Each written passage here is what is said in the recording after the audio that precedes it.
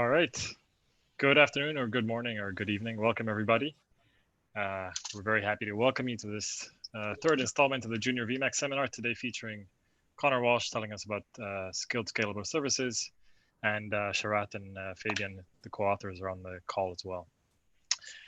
Quick reminder of the ground rules. Everyone's audio and video is muted, and you can't change this. But if you ask a question in the Q&A, with your consent, we'll unmute you so you can ask your question. During the talk, during the first 45 minutes, you can ask questions via the Q&A function at the bottom of your screen. So please use that and not the chat. And co-authors at their discretion can answer either directly the clarifying questions during the talk, and perhaps we save the substantive ones for the end. That's all from us. So Connor, thank you so much, and take it away. Well, thank you very much for having me. So we're going to talk about skilled scalable services today, the new urban bias in recent economic growth. So both Fabian and Sharat will answer if you have clarifying questions in the chat, and I'll take the substantive ones at the end. Just quickly, nothing I'm about to say is necessarily the view of the US Census Bureau, and everything's been appropriately disclosed. So it used to be a central fact of economic growth in the US that growth was faster in poorer regions than richer regions. So we know from Barrow and Sala in Martin's classic JPE that for at least 100 years, poorer states in the US saw income growth of about 1% faster each year than richer states. And this led to a long, slow period of convergence across the US. The thing is, around the time they published that paper, it had stopped being true. So recent research in a couple of papers has shown that since 1980, the richest, densest cities have seen the fastest wage growth. So there's a new urban bias in growth that's occurring in kind of the superstar richest, densest cities. So we're going to do two things in this paper. First, we're going to show you that all of this new urban bias is driven by a handful of skilled, information-intensive service industries that we call skilled scalable services. I'll define them momentarily, but examples include things like professional services, finance, and company management. And in a statistical sense, these services account for the entirety of the urban bias in growth since 1980. Other industries just haven't seen the same patterns. And second, we'll provide an economic mechanism that can account quantitatively for the rise in these services and the urban bias in recent growth. So what it's going to be is, at a macro level, the stunning decline in the price of ICT goods, which these sectors rely on disproportionately, coupled with the ease of expanding scale in large cities for these firms, can quantitatively explain the biased nature of growth. So we're all on the same page, let's just take a quick look at this new urban bias. So what I'm showing you here is average wages for the entire US population, where I've ordered everyone by population density in 10 equally sized bins. So a tenth of the US population in each bin. And in 1980, someone in that top bin, say New York, made about 40% more on average than someone in the bottom bin. And that's controlling for absolutely nothing. Now in 2015, that gap had widened to almost 70%. So there's been a robust steepening of the urban wage gradient in the last 30 years, with the richest and the largest cities seeing the fastest income growth. So this is something that Enrico Moretti has called the Great Divergence. For the purposes of this paper, we're just going to call it the new urban bias in economic growth. And we'll show you that it's intimately related to developments in skilled scalable services. So what are these skilled scalable services? Well, fundamentally, they're industries that create and communicate information. And while they've been around for a long time, cheap ICT has allowed them to dramatically increase their scale. So to characterize them, what we're going to do, we're going to take all the two-digit Nike service industries, and we're going to compute two things. So first, the skill intensity of that industry, which we're going to measure by the share of college workers in the workforce, and also the ICT intensity, where that's going to be the share of both software and hardware in the total capital stock of that industry. And we're going to call skilled scalable services industries that have the highest rankings in both measures. So when you measure those things and you plot them, this is what you get. So in the x-axis, we've got the rank of the ICT intensity of all the two-digit Nike service industries. And on the y-axis, we've got the skill intensity of those industries. And in the top right quadrant, this is what we're calling skilled scalable services. So it's professional services, management of companies, true information services, and finance and insurance. So looking at this graph, you can see there are services that use a lot of ICT, but don't have a lot of skilled workers, like this bottom right quadrant here, like admin and support. That's basically call center workers.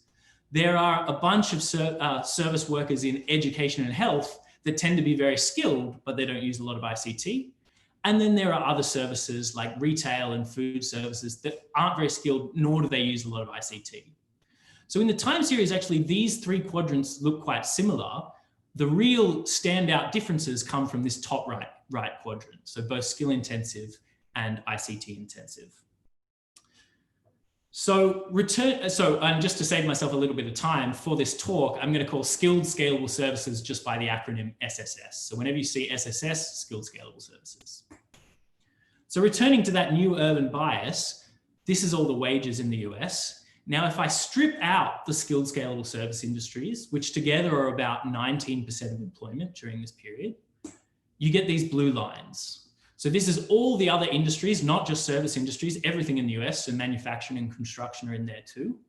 And there's been essentially no steepening of the urban density premium in this period, going from 1980 to 2015 for any of these other industries. And I'll disaggregate this a bit in a second. But if you look at the skilled scalable service industries, you really see something quite dramatic. So in 1980, for skilled scalable services, it was true that they also made about 40% more in this top decile, like New York, than in this bottom decile.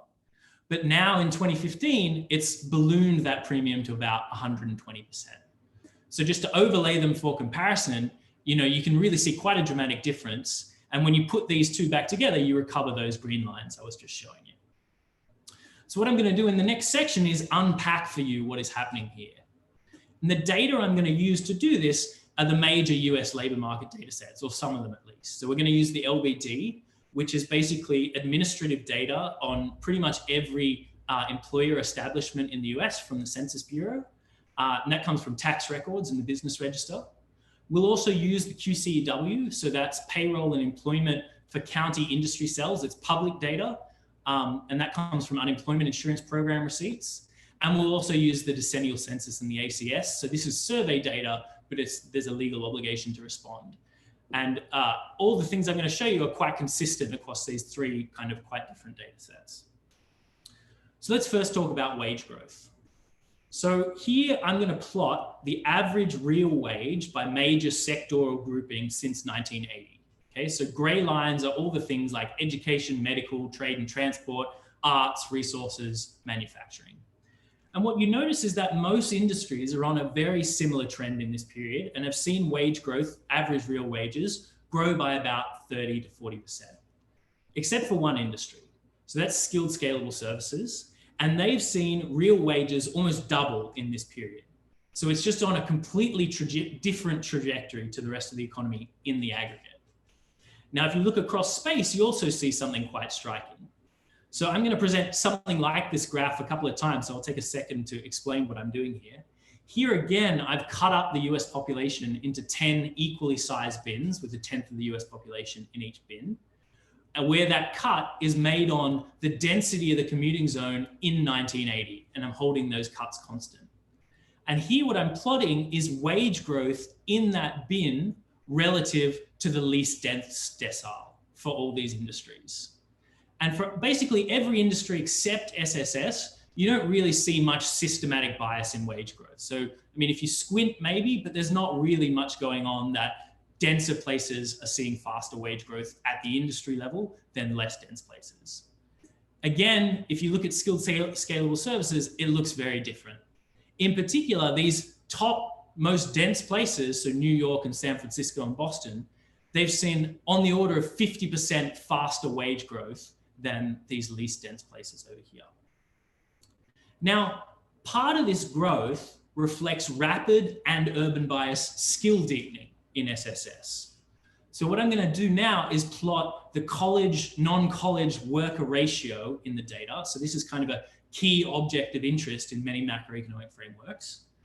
And I'm going to do this for all these industries relative to 1980. So I'm going to normalize at 1980 and see how these things have grown.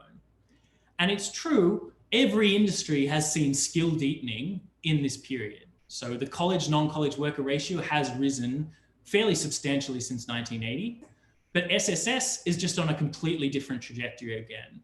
Indeed, that non-college worker ratio has grown by about 3 times. And because these are skill-intensive services, and they were already skill-intensive services in 1980, that ratio is about 0.5 in 1980. It's now something like 1.5. So these for college workers for every non-college worker in the data. Now, again, looking across space, again, I'm going to do these 10 density deciles, and you do see some skill deepening across density deciles for all other industries. So there has been a general skill deepening for the most dense cities. That's certainly true. But again, SSS just looks completely different. So keep this in mind. I am going to come back to this general skill deepening across cities, this movement of skilled workers to cities, when I talk about the model and the quantitative estimation. But I just want you to take away that SSS, again, it just looks different. And SSS already had the highest college, non-college worker ratios in these really dense places, and they've seen the fastest growth. So you might look at this and think, well, is all the wage growth I just showed you, is that just an artifact, a mechanical artifact of skill deepening? And the answer to that is no. When you look within groups, within group wage growth accounts for more than 50% of the aggregate wage growth we're seeing for SSS, but skill deepening is certainly an important part of the story. I'm going to come back to that. So now I'll give you a hint of what we think is going on. So remember that SSS industries rely disproportionately on ICT, and they already did so in 1980. Well, this graph is a graph that shows the fraction of the total capital stock in each industry accounted for by software and hardware. So again, the gray lines are all the other major industry groupings, and they have seen some ICT deepening in their capital stock over this period. But the SSS industries, I've split them out here so you can see that they're all behaving in the same way. They've just seen their ICT investment grow much, much more rapidly than all the other industries. So this is as a share of the total capital stock. This is also looks the same if you just do this in logs as well. So I want to show this across space too. So plant level data on ICT investment is a little hard to come by, but what we have access to in the census is a survey on software investment for 2007 and 2012 in the US Census. So we're going to use that to construct plant level and firm level measures of software investment per employee and see what's happening across space with these measures of investment. And for the other industries, you get something that looks like this in terms of software investment per employee. For skilled scalable services, you again get a sharply steep gradient in ICT investment across space. So you can notice 2 things. You can notice, first of all, the SSS industries, like I said, they're doing a lot more ICT investment than the other industries, but they're also doing it in a much more biased way towards the richest and the largest commuting zones. So indeed, the top places like New York are seeing basically double the ICT investment per employee that workers in the least dense places are seeing. So, I mean, let me just sum up for you what I've just showed you. So we're showing you that basically SSS has experienced rapid wage growth, and only SSS is experiencing an urban bias to that wage growth. We're also seeing rapid skill deepening for SSS, which is far more urban biased than other sectors. And we've seen breakaway urban biased ICT investment in SSS, employing more of the capital that enhances those key things that SSS does, which is create and communicate information. So there's a number of nuances that I'm not really going to have time to go into today in such a short talk, but just to mention one that does come up a lot when we talk about this. So this is not about occupations. So this is like cognitive non-routine work. So that's been explored in a series of papers by, say, David Autor and others.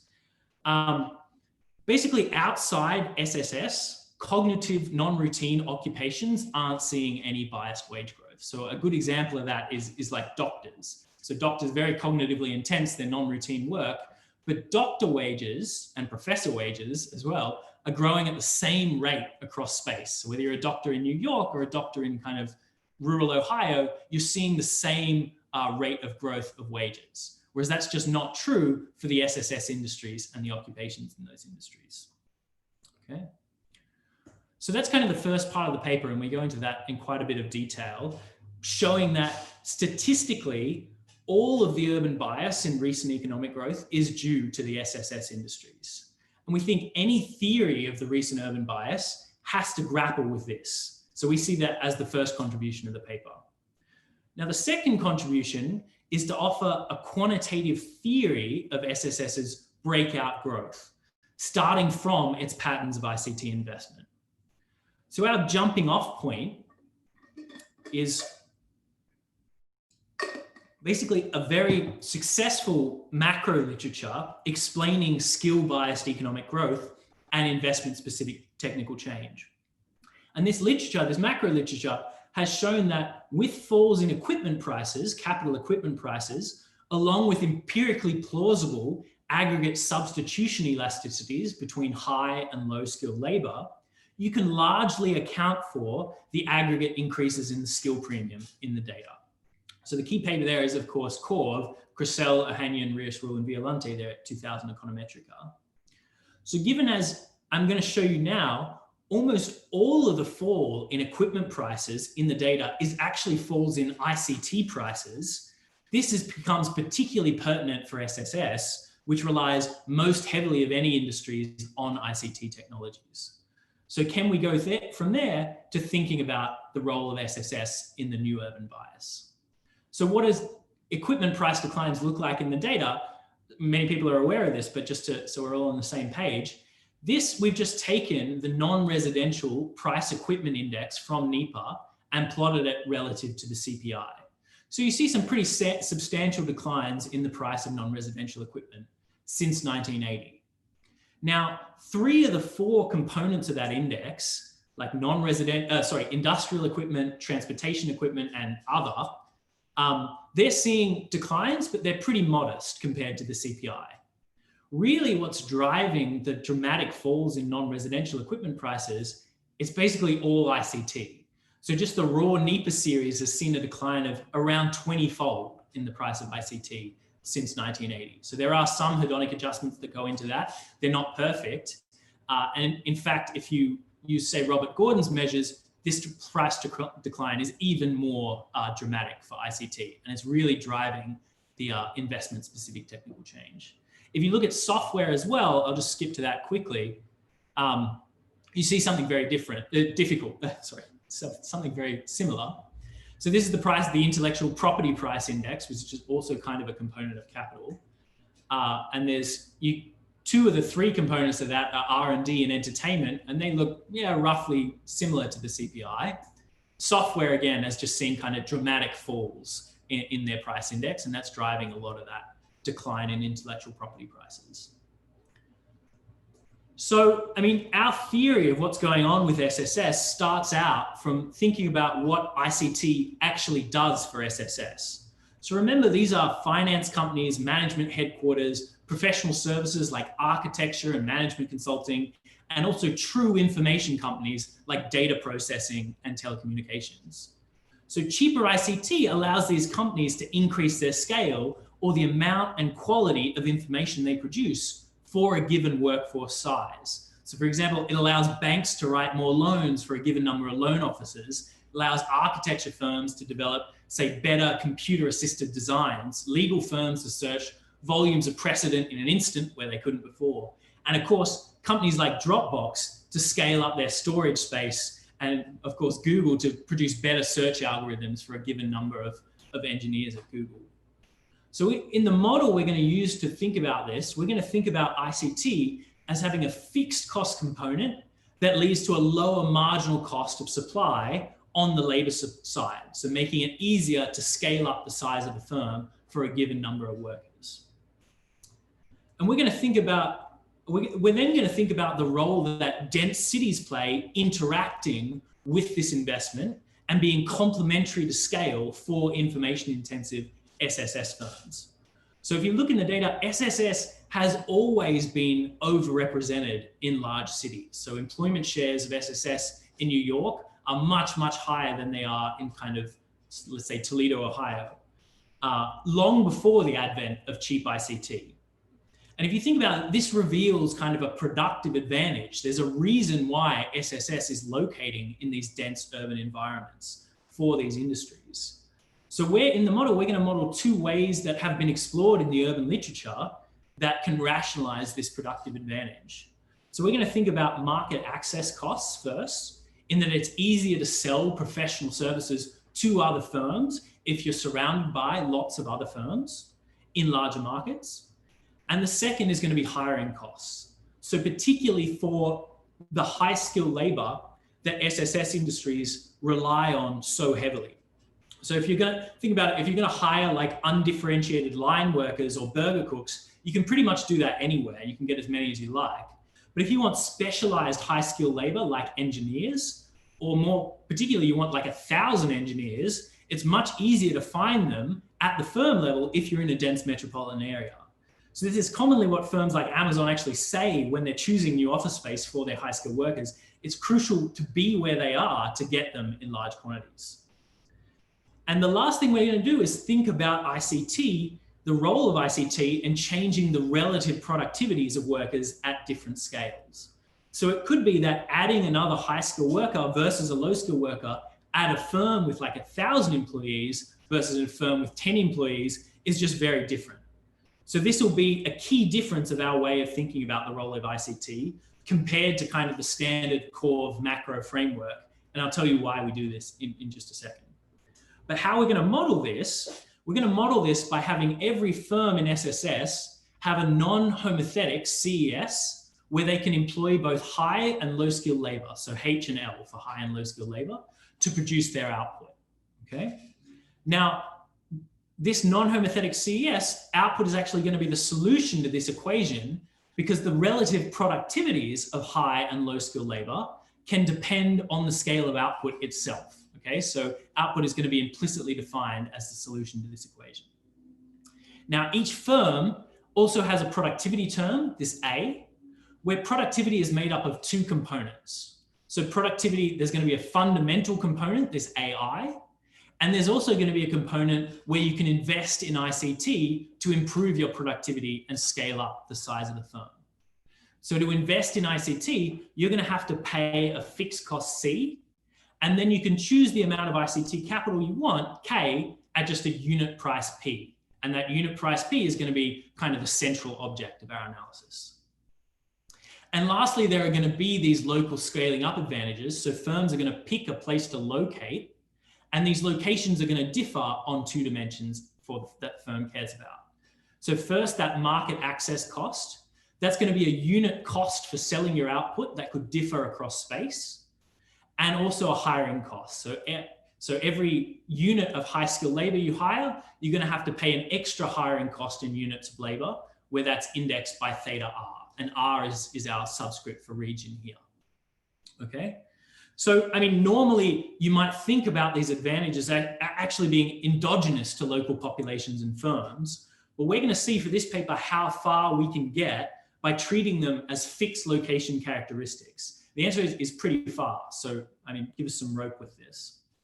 But together with the fixed cost component of the ICT decision, this is going to lead to a cutoff productivity level in each region above which firms are going to decide to invest in an ICT system.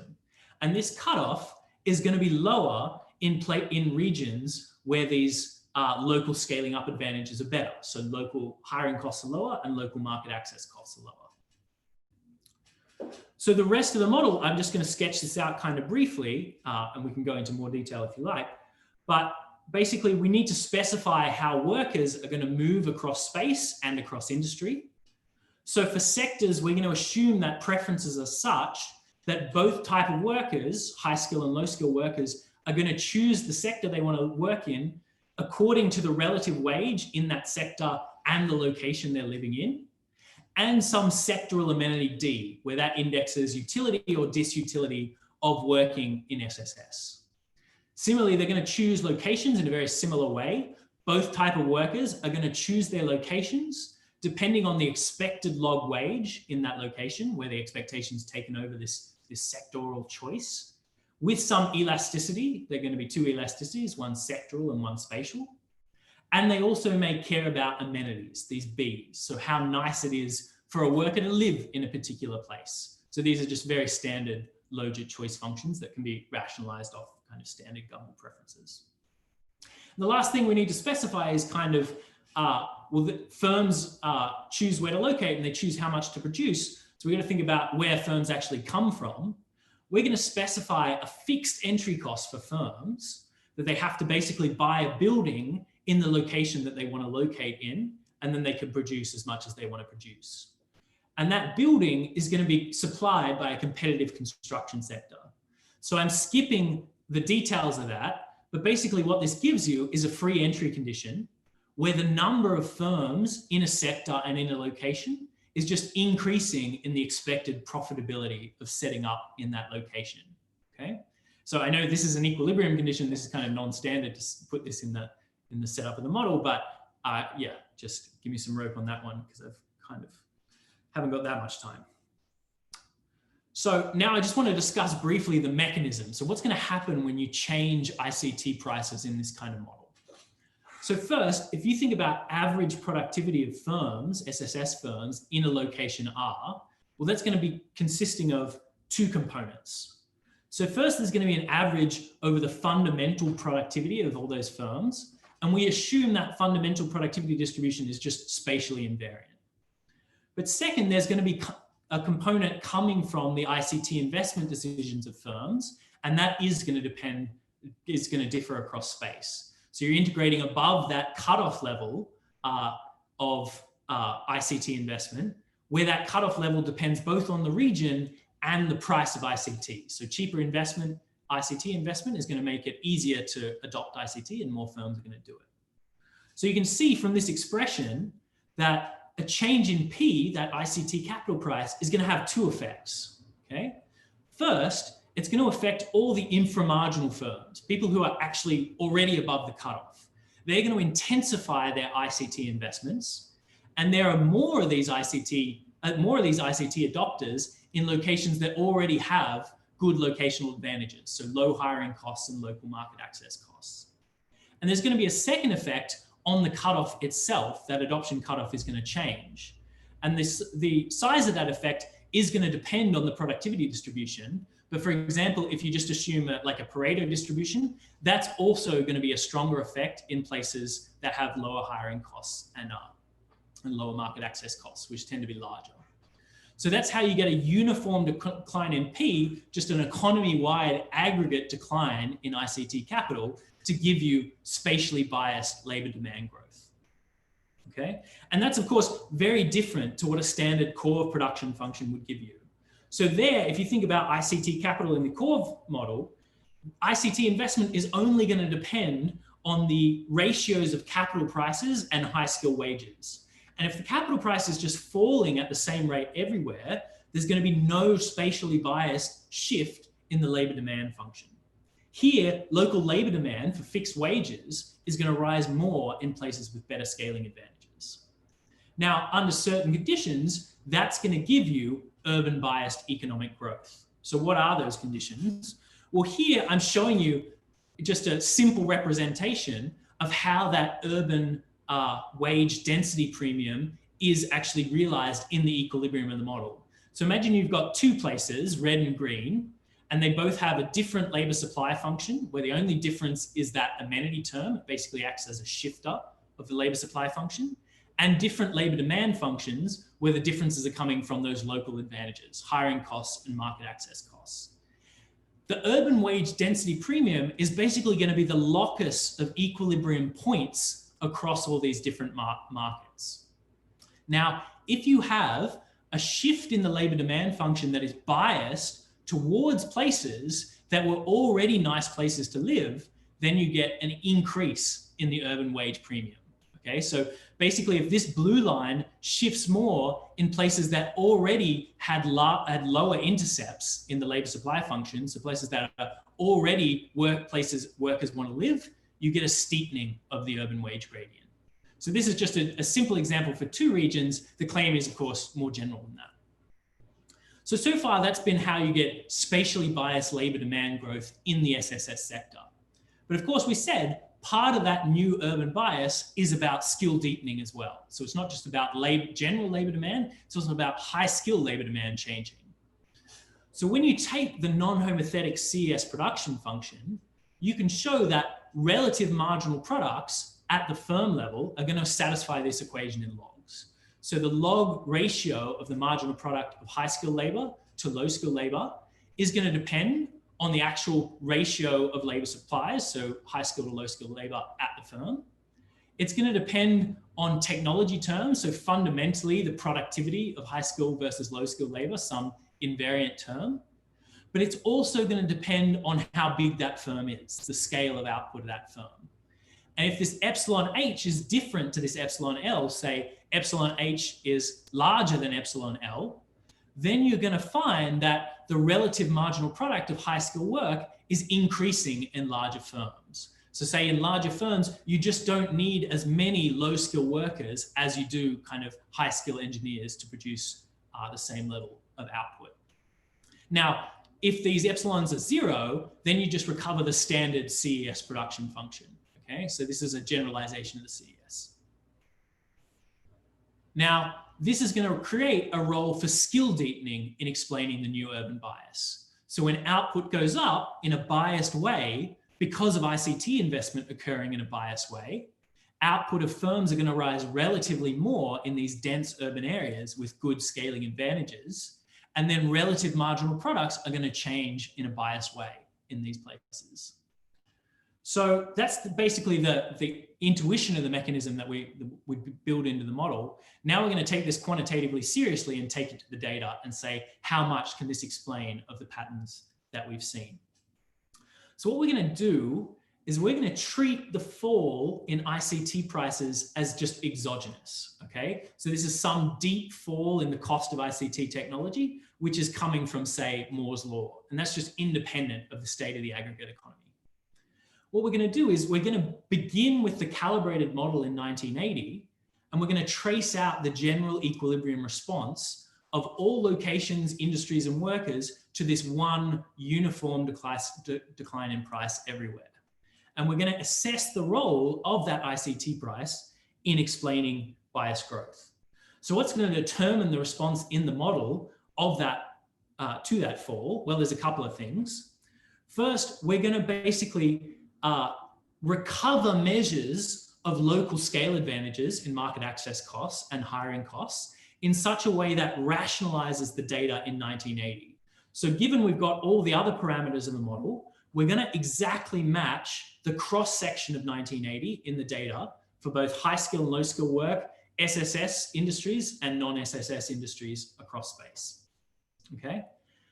So the other parameters in the model, so think about this as just saturating the model. We're exactly going to match everything in 1980 and then keep all those location fundamentals just constant. And we're going to trace out what happens with one fall in price. So we need, of course, all the other parameters of the model before we do that saturation. So we're going to take, for example, I won't go into the details of all the estimation steps, but this is basically what we're doing. We're exploiting the spatial dimension of the data, and we're going to estimate the first order conditions of the firms from changes in skill ratios and wages across space. Okay, so we're going to look at changes in wage ratios at the spatial level, depending on changes in skill quantities in the data. We're going to look at changes in average changes in output from recent regional GDP data. And that'll give us these scale elasticities and these elasticities of substitution at the local level. To do this, of course, we're going to have to assume that the fundamental productivities of high skill and low skill labor themselves are not changing in a spatially biased way. So we can take out a time fixed effect from that, but we have, for identification of this, we just have to assume that they're not spatially biased at all. So that's the production parameters, just an idea of how we do that. We also need the labor supply elasticities across sectors and across space in the US. So again, we're going to do something very similar, use the preferences of the workers and spatial and sectoral movements that we actually see in the data for high and low skill workers to tease out those parameters. Okay, but say I've done that, what do you kind of get? So this is what the model delivers for the movement in high skill wages for SSS and non-SSS. So those black dots there, every one of those black dots is a commuting zone in 1980. And that's the high skill wage in that commuting zone and in SSS, but just relative to the overall economy-wide high skill wage. So it has a mean of 1 in the data. Okay, and the black line is the data in 1980. The red line is the model counterfactual when we use the observed change in ICT prices since 1980 and hold absolutely everything else constant in the model. So there you get a very dramatic steepening of the high skill wage gradient for SSS, just coming from the fact that SSS firms in New York, San Francisco, Boston are massively ramping up their scale, and that's increasing relative demand for these high skill workers much more than, say, low skill workers or across other sectors. So this right-hand panel, that's the other sectors, and we've just all lumped them all into one, so non-SSS, we're calling it. So again, those black dots are the data in 1980. The blue dots are the counterfactual for the other sectors within each commuting zone as we lower the ICT price everywhere. So you do see some wage growth, and this is coming from the fact that, yes, they are investing somewhat in ICT, nowhere near as much as the SSS because they have different ICT elasticities as we measure them. But also there's some relative sectoral prices changing here. And also because workers face this sectoral choice, they're leaving this sector and moving into SSS. So they must be compensated for higher wages for the ones who are left behind. But you notice this is not happening in a spatially biased way, or not nearly as much as it is for SSS, because SSS is really the ones that are expanding their scale the most. What are these dots? These dots are the same density, these connected lines with dots. They're the same 10 density deciles I've been showing you throughout the duration of the talk. So each one of those are one of those 10 bins. That's based on density, where I've got population on the x-axis to show they're just very, very similar in the world of the model. So that's high skill wages. What happens to low skill wages in the data? So this is SSS. So what you can see is that dramatic expansion of scale in SSS doesn't really lead to much in the way of expansion in demand for those low skill workers who are already in SSS. Again, black is the data that we exactly match in 1980. Red is the model counterfactual for SSS. You see a little bit of action in these top places, but you actually see people moving out of SSS for much of many commuting zones across the US. And that's actually quite key. And that's something that CORV doesn't deliver. So CORV, when you have a fall in the ICT price and you have an increase in the demand for high skill workers, you also get low skill workers rushing into the sector as well. That doesn't happen when you have a non-homothetic CES, because we estimate that the relative marginal productivities are changing with the scale of the firm. You just don't need as many low skill workers when ICT helps you scale up massively. So the skill premium increases quite a bit here, and the college non-college worker ratio increases kind of massively. And again, you just don't really see anything happening, or not much happening, for low skill workers in all the other sectors. You see a bit of growth, but not really anything to write home about. Okay, so that's what happens spatially from this. What about comparing the model and the data? So this, notice I've held everything else constant. So the location fundamentals, the general level of technology, I've only just varied the ICT price. So one way to compare the model and the actual data that happened is to come back to these 10 bins of commuting zone population density. And here I'm showing you, this is in the decennial census now, the average wage in SSS relative to that first decile, and the average wage in non-SSS relative to that first decile across these 10 bins. So that's the data in 2010. What do you get in the model in 2010 for this gradient? You get something that almost matches it, in fact. So it looks pretty good. It slightly overestimates some things that were going on here in these middle density deciles. These are places like Seattle is right here, and Los Angeles is right here.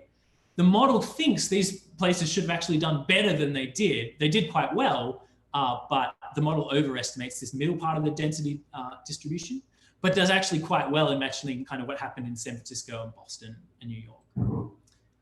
So what about the skill ratio? So those were all wages. What about the skill ratio? This is the evolution of the skill ratio in the decennial census for each one of these decades. And I've added on 2015 as well from the ACS.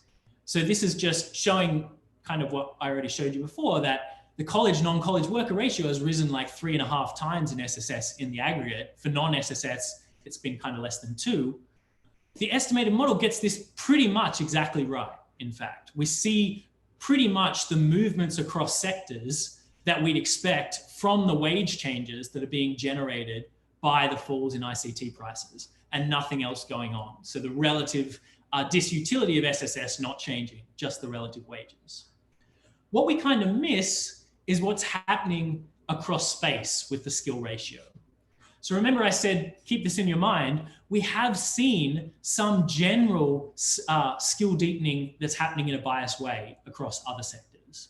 So it is true that for all sectors, college workers are moving disproportionately to large cities. So this blue line is all the other sectors, and that does slope up. And SSS is just doing it in a much more biased way, let's say. So we actually miss completely what's happening in the other sectors. So this other blue line here is what the model predicts for the skill ratio relative to that first decile as you change the ICT price from 1980 to 2010. In fact, it actually predicts you should see the opposite of skill deepening. I don't know what that would be. Skill raising. No, I don't know what the word is. But we completely miss the bias movement, but we seem to get kind of the gap pretty right. As in the gap from SSS to non-SSS looks pretty similar to quantitatively what's happening between SSS and non-SSS in the data. So what we think there is happening, maybe I'll just sum up what we think our model is delivering. So we think the model pretty successfully generates the biased wage growth that we're seeing in the data with just a single price decline, a uniform price decline that's happening everywhere for ICT. It gives you a unified explanation for the new urban bias, and it explains the aggregate sectoral labor shifts we're seeing, but it only partially explains the movement of skilled workers to cities. Well, how do we reconcile that? Well, that's occurring across sectors, and there's been a bunch of work that's shown that actually cities are getting nicer in this period, and they're getting nicer in a way that's particularly attractive to skilled workers. So amenities seem to be changing in a biased way across this period. So Rebecca Diamond's paper in the AER and also Milena Almagro's paper this year on endogenous amenities, we think what's happening is skilled workers are moving to cities, and particularly in SSS, in response to these wage changes. But as they're doing that, amenities are endogenously responding to their demands. Now that's just completely outside the realm of the model, but we think it helps understand what is going on beyond the world of the model. So, I mean, I'm pretty much out of time, that's 45. So let me just finish with a couple of thoughts. So, I mean, throughout US history, we think like the era of manufacturing-led growth was one of pretty widely shared growth. So poorer regions seem to benefit quite a bit from intensive growth in manufacturing. Both poorer regions and poorer workers seem to do quite well out of the manufacturing era. But the SSS-led economic growth of the last 40 years, it just appears kind of fundamentally different. So we're seeing superstar regions, New York and Boston, San Francisco, really benefiting much, much more. And the superstar workers in those regions are benefiting more from rapid wage growth. But it seems like the smaller places and the less skilled workers are getting hardly any benefit from this growth. So we think, you know, we don't have any answers for this, but it kind of helps you ponder, where might this lead us if it keeps going? So that's pretty much all I've got. And so maybe I'll take kind of questions now. Sorry, I haven't been looking at the chat, but I hope Fabian and Sharad have been answering stuff. Thank you, Connor. Yes, let's open it up to Q&A. If you have questions from the attendees, please raise your hand and we'll unmute you so you can ask. But we'll start with Katja Mann. Yeah, so I have a question relating. So you're saying that these SSS are more concentrated in the cities because of the two cost components that you have, so the market access costs and hiring costs, right? and they are exogenous in your model and they're time invariant. And I'm wondering, I mean, it seems logical to me that they really matter in the 80s, but when the price of ICT drops, then I would think it gets easier to use ICT. That means it gets easier to work remotely as well. And then wondering, aren't the high skilled people really not required to be in the densely populated areas anymore? I mean, I think that's a lot of people's intuition, and that certainly was our intuition. But we haven't seen that at all happening in the data. We've seen people concentrating in these cities. And I think what's happening is ICT is making it easier to both supply these services at a distance and for workers to work remotely. But that only amplifies any other remaining fundamental advantages of cities. So that, say, even if you can work from home 2 days a week, it becomes even more valuable to spend some face-to-face time with the rest of the company the rest of the week. And if it's always been easier to do that in large cities, that's just going to amplify the role of large cities in hosting these services. So it can actually be counterintuitive. Even though the price of ICT makes it easier to work remotely, you can actually get just a complete bifurcation of regions where they really do just cluster in cities. Now, I think COVID it may be changing all of this, right? It may finally be opening up opportunities for true remote work. And we've certainly seen, like in the popular press, people start to talk about this. But I think from this paper's point of view, we're basically saying just hold fire on that. It's not at all obvious that COVID or the decline in ICT prices is going to make everyone move to rural places and just Skype in every day. In fact, it could serve to amplify the remaining fundamental advantages of cities and get people even more clustered together. So it'll actually be an interesting test, I think, of what we're talking about. Do people move back to cities after COVID is over? Or is this just a fundamental change in the way we do work? I mean, it's something we're kind of silent on in this paper, but we're interested to see where it goes.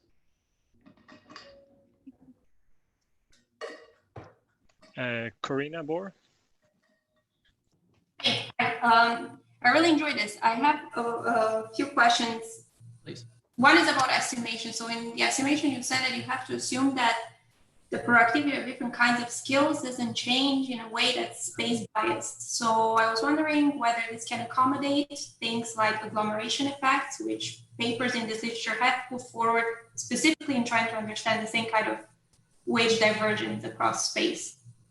Yeah, so I mean, we can definitely accommodate agglomeration, but agglomeration that's not changing fundamentally. So there can still be agglomeration externalities that make it more productive to be in high skill places, but those fundamental economic forces can't be changing over time. Our estimation won't be able to recover that. Now, there are a few kind of standard things we can do, like looking at bar ticks and model implied bar ticks that we do. We get very similar estimates when we do that, but yeah, for the basic estimation, we can't say that agglomeration is changing across space. It can be that high skill workers are fundamentally more productive in large places for many reasons, but that just can't be changing through time. We have to be able to take out the space and time effect separately. But that you have things like, I don't know, like Slack or like Zoom, where we can work together in big groups. This doesn't mean that agglomeration is changing. I mean, I guess there's also the interaction with space, which is confusing me. So I don't know. Okay. Yeah. But I wanted to ask another question, which is more like from a macro angle. Yeah.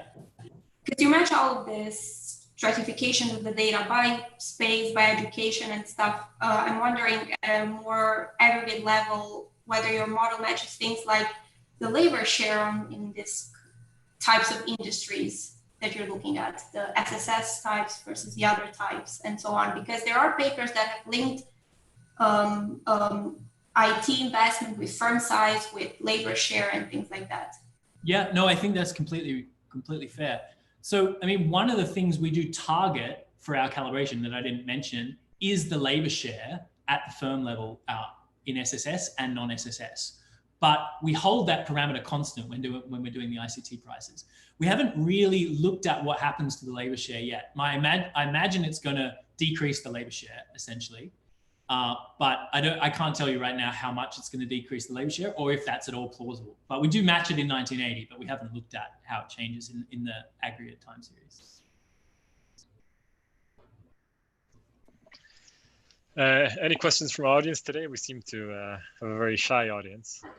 Please raise your hand if you do have any. Oh, here we go. Aaron Walcott. I'm going to unmute you, Aaron, so that you can ask a question. You can go ahead and unmute yourself. All right. Hi. Thanks, Connor. That was great. I was just trying to think of other mechanisms might be at play. And one that comes to mind is top earners, CEO pay, especially for the SSS industries that are mostly, if I recall, financial services. And so I'm wondering if that's kind of playing into the average wage and if you've looked at the distribution of wages instead of just averages. Yeah, I think that's a great point.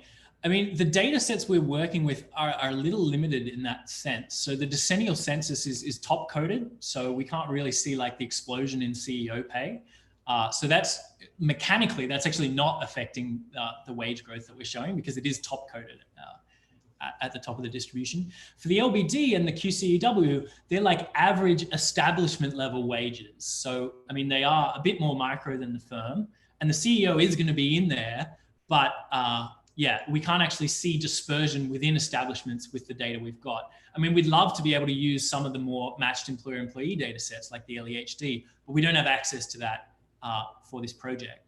So, I mean, yeah, we'd love to be able to address it, but just in the data we've got, we actually can't see kind of interesting top measures of dispersion. But I think you're right that, yeah, like the things we're seeing for like bank CEOs and things, they seem to be paralleling these trends that we're outlining occurring for average wages and at the industry level. And I think there's kind of interesting linkages there. I mean, maybe CEOs in big banks are getting paid because their establishments are becoming much more productive, driven by these macro mechanisms. But that's just speculation. I mean, I can't really speak to it with the data that we've got. Yeah, sure. No, thanks. That makes sense. And I think, well, I mean, I think top CEO could also be a cultural thing, right? But I wonder also with the census, if just looking at dispersion, even though it's not counting maybe the top CEO, but other top earners, what it would look like relative to the other non-SSS. Yeah, so you want to see dispersion. Yeah, I think that's a good point. And it's something we haven't really explored that much in the data is what's happening to dispersion of SSS wages. But I think we definitely should do that. Cool, thanks. So actually, I had kind of a related question to what Aaron was asking about, which is, and I hate to ask a question which is sort of suggesting that he should add even more heterogeneity to the model. No. But you sort of said, you know, that you don't think that occupation would be a salient explanation for some of these patterns. But I think it is going to be the case that even conditional on being high skill, as in college educated, conditional on working in SSS, the type of occupations that are in, are you going to show me a thing that? I am, but keep going. Yeah, so like even conditional on being an SSS, conditional on college education, it is the case that the types of occupations that are in you know, high density and low density will be very different. Have in mind, you know, a bank, something like that, Wall Street trader versus someone working in a bank branch. Clearly SSS, high skill, but just very, very different. I totally agree with that. I mean, yeah. It depends how fine you cut it, I think. But so we just did something very basic here.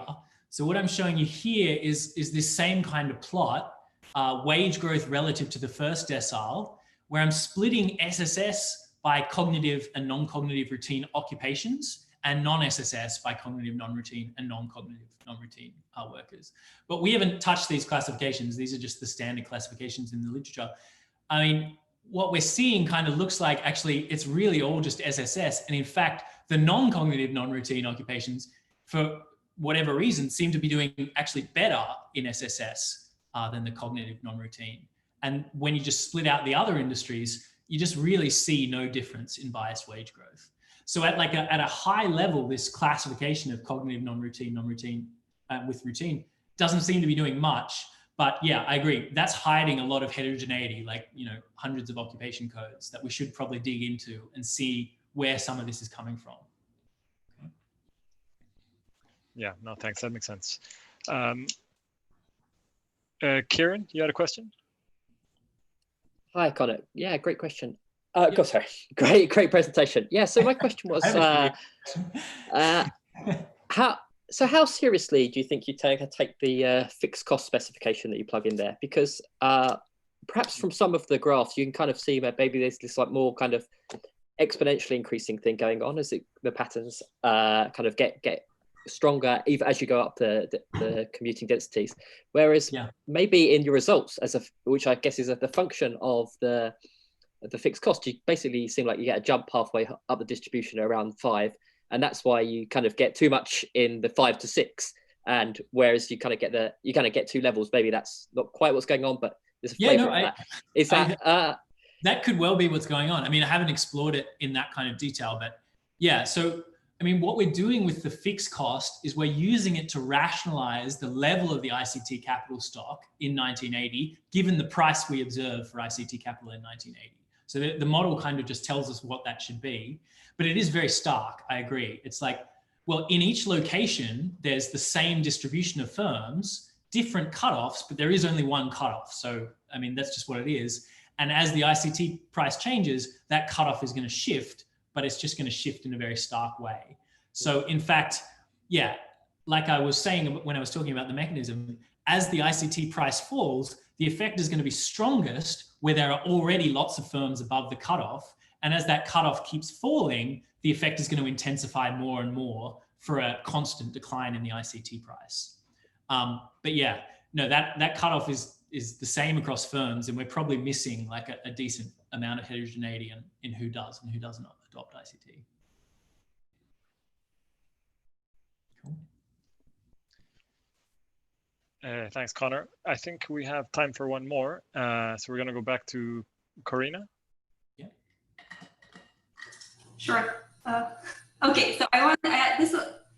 So clearly, this whole your conclusion slide had this feel of some places benefited a lot, some places were left behind, and so on. So this gives it like a bad connotation. It's bad for distributional effects and things like that. So I was wondering, I wouldn't say perspective. Go on. Okay, that's me extrapolating. Apologize for that. Okay, let me go to my question then. What are the policy implications, like in terms of place-based policies? So they're making like the trade-off between perhaps we generate a lot of inequality across the space, but perhaps from an efficiency standpoint, this is what a planner would like to do. Yeah. So, I mean, I think, yeah, super interesting. In the world of our model, there are no inefficiencies whatsoever. So there's no role for place-based policies at all. I mean, we're viewing the model more as a measurement device to explain what is going on. Obviously, the world is much more complicated than that. And in urban and with space, inefficiencies abound. I mean, you know, you say you have agglomeration externalities or anything like that, you're going to get inefficiencies. Now, there has been a wave of research on place-based policies just in the last like couple of years. I think we can inform that debate by saying, fundamentally, this is what we think is happening to these really high-performing places. But we have no rationale for why you might want to subsidize, say, the worst off places in the world of the model. Now, I think, certainly I think people aren't fully flexible in the way they move across space. And it's just a personal belief of mine that there are probably rationales for getting people out of these least dense areas and moving them to the places with the locational advantages. And these rationales may become stronger in a world of cheap ICT and concentration. But yeah, at the moment, the model we have, there's no policy implications. We're just using it as a measurement device to understand what's going on.